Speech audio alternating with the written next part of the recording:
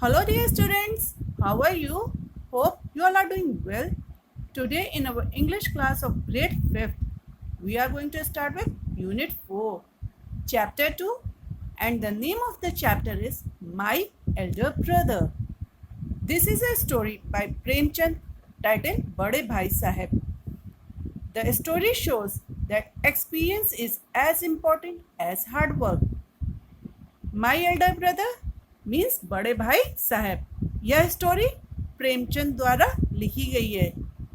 इस स्टोरी में दिखाया गया है कि एक्सपीरियंस उतना ही इम्पोर्टेंट है जितना hard work. So let's read and understand the chapter. Scene 3. The results were out once again and it so happened that Munna passed and Bhaiya failed again. Bhaiya was really upset. Munna was also sad seeing his brother so unhappy. Bhaiya now becomes gentler with Munna. Munna became naughtier because of this and studied even less than before. Scene 3. एक बार फिर से results out हो गए हैं और फिर से मुन्ना पास हो गया है और भैया फेल हो गए हैं। भैया रियली बहुत अपसेट है। मुन्ना भी सैड है क्योंकि उसका ब्रदर अनहैप्पी है। अब भैया मुन्ना के साथ और ज़्यादा जेंटल हो गए हैं, लेकिन मुन्ना इस वजह से और ज़्यादा नॉटी हो गया है और अब वह पहले से कम स्टडी करने लगा है। Munna talking allowed, I am lucky, I can pass easily, I need not study so hard. Now I can play games with my friends and fly kites. But I should still be careful that Bhaiya does not see me flying kites.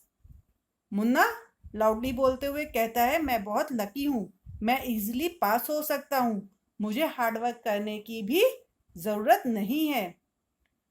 अब मैं अपने friends के साथ games खेल सकता हूँ और kites fly कर सकता हूँ, बट मुझे केयरफुल रहना चाहिए कि मुझे भैया काइट्स फ्लाई करते हुए देख ना लें।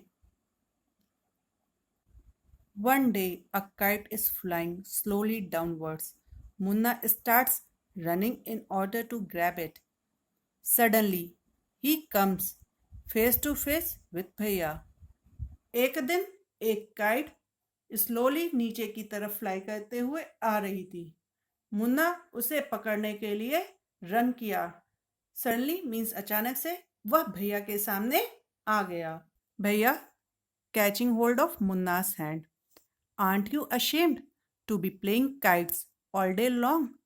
Don't you realize that now you are in the 8th class and are not studying in a lower class? If you think that I am just one class ahead of you and I can't say anything, you are wrong. I am 5 years older than you are and will always be. Understanding doesn't come only from reading books. Look at Ma and Baba.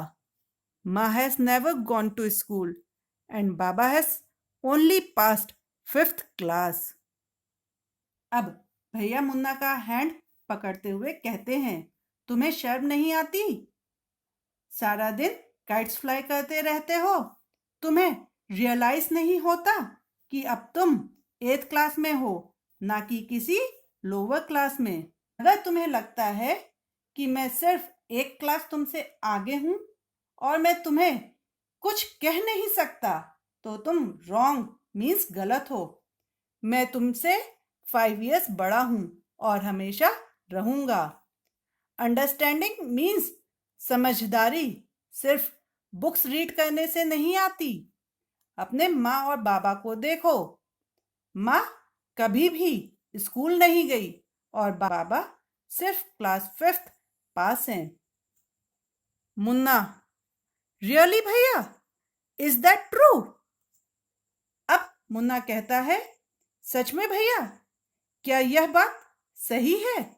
भैया, yes, there are 1,000 things that they know more than you or me, and even if we have studied the wisdom of the whole world.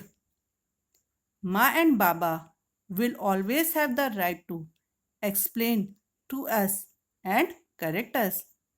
Now, what would you do if I were to fall sick today? भैया कहते हैं हाँ यह बात सही है और thousand of things हैं जो उन्हें हमसे ज़्यादा पता है और अगर हम सारे वर्ल्ड की विजडम भी स्टडी कर लेंगे फिर भी माँ और बाबा के पास यह राइट है कि वह हमें एक्सप्लेन करें और हमें करेक्ट करें। और तुम क्या करोगे अगर मैं आज सिक मीन्स बीमार हो जाऊं?